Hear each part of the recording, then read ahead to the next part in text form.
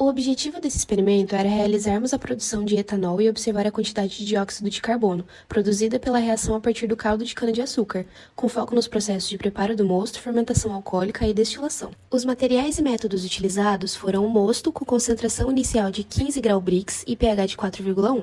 Para a fermentação, empregamos a levedura de fermento biológico comprada em padaria e monitoramos o processo com refratômetro, pHmetro e outros equipamentos laboratoriais. Montamos um sistema para capturar o CO2 gerado, utilizando o Erlenmeyer, mangueira de silicone e a solução de NaOH. Para determinar a massa de sacarose e essa quantidade em mols, podemos iniciar calculando sua massa. O teor de sacarose em nosso experimento foi de 18,9 graus Brix, já a massa total do mosto adquirida foi de 365 gramas. Tendo a massa de sacarose como a multiplicação do teor de sacarose e a massa total do mosto, podemos dizer que o resultado é de 68,985 gramas de sacarose. Tendo a massa molar da sacarose como 342,34 gramas por mol, logo podemos calcular a quantidade de mols de sacarose. Sabendo que a quantidade de mols é calculada a partir da razão da massa de sacarose pela sua massa molar, assim temos que a quantidade de mols de sacarose é de 0,201 mols. Para determinar quanto mosto se produz por hectare, precisamos entender a quantidade de sacarose disponível na cana-de-açúcar e o quanto isso contribui para a produção de mosto.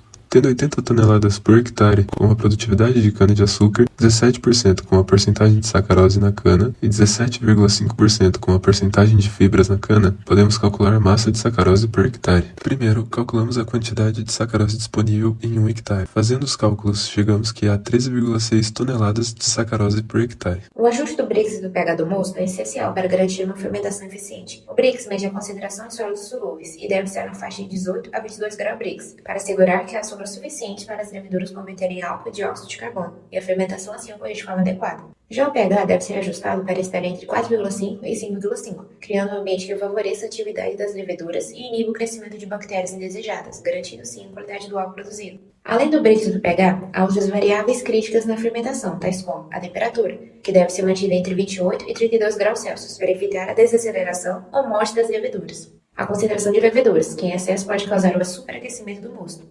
A presença de nutrientes, por exemplo, o nitrogênio e o fósforo, são vitais para evitar uma fermentação incompleta. A oxigenação, que é necessária no início para o crescimento das leveduras, mas em excesso pode causar a oxidação do mosto. E por fim, contaminantes, como bactérias e fungos, que podem competir com as leveduras, comprometendo o processo e a qualidade do álcool. O mosto não foi filtrado, pois o caldo de cana só é considerado mosto quando ele já foi filtrado, diluído, teve o pH ajustado e o seu Brix medido. O preparo do mosto é fundamental para a produção de etanol e deve ser realizado com precisão para garantir a eficiência da fermentação e a qualidade do produto final. O processo inclui a filtração do caldo de cana para remover impurezas e partículas sólidas, seguido pela diluição para ajustar a concentração de açúcares, facilitando a fermentação. Além disso, é crucial monitorar e ajustar o pH do mosto, para criar um ambiente ideal para as leveduras e prevenir a formação de subprodutos indesejados. A medição do Brix, que indica a concentração de açúcares, também é essencial para assegurar que o mosto esteja na faixa ideal para a fermentação. Um mosto bem preparado, com todos esses processos bem executados, resulta em uma fermentação mais eficiente e em um etanol de alta pureza. Isso não melhora apenas a qualidade do etanol, mas também reduz a necessidade de tratamento posteriores, gerando uma economia significativa. A qualidade do etanol depende da fermentação, na qual as leveduras convertem os açúcares em álcool. A eficiência desse processo depende de fatores como temperatura, pH e a escolha da levedura. Quando a fermentação é bem controlada, a formação de contaminantes é minimizada. Por outro lado, uma fermentação inadequada pode resultar em custos elevados, seja pela necessidade de reprocessamento ou pelas perdas na produção. Para determinar o rendimento teórico, analisamos a reação, que 1 mol de sacarose reage com 1 mol de água para formar 4 mols de etanol e 4 mols de dióxido de carbono. Assim calculamos a massa molar do etanol, que deu 46,068 gramas por mol.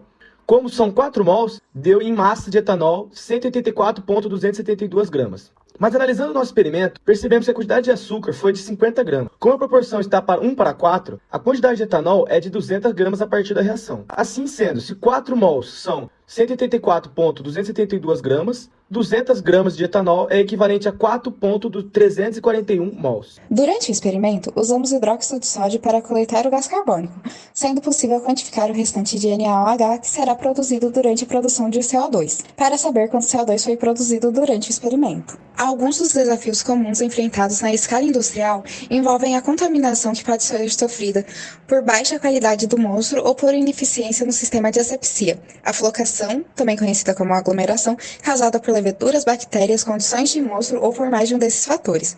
A temperatura também pode prejudicar. Esses efeitos são mitigados certificando-se de que a temperatura e o pH ideal para maximizar as atividades da levedura, usando anti-espumantes para o controle da espuma, controlar a quantidade de açúcar inicial, suplementar nutrientes para garantir que as leveduras tenham um crescimento ótimo e uma produção eficiente. Observamos a conversão de sacarose em etanol e dióxido de carbono ao longo dos 3 dias de fermentação. Após a fermentação, o próximo passo seria coletar o sólido que ficou no fundo do Erlenmeyer, que é o mosto com um teor de sacarose 15 grau-Brix misturada com a água destilada e as 9 gramas de fermento biológico, que reagiram com o NaOH da proveta.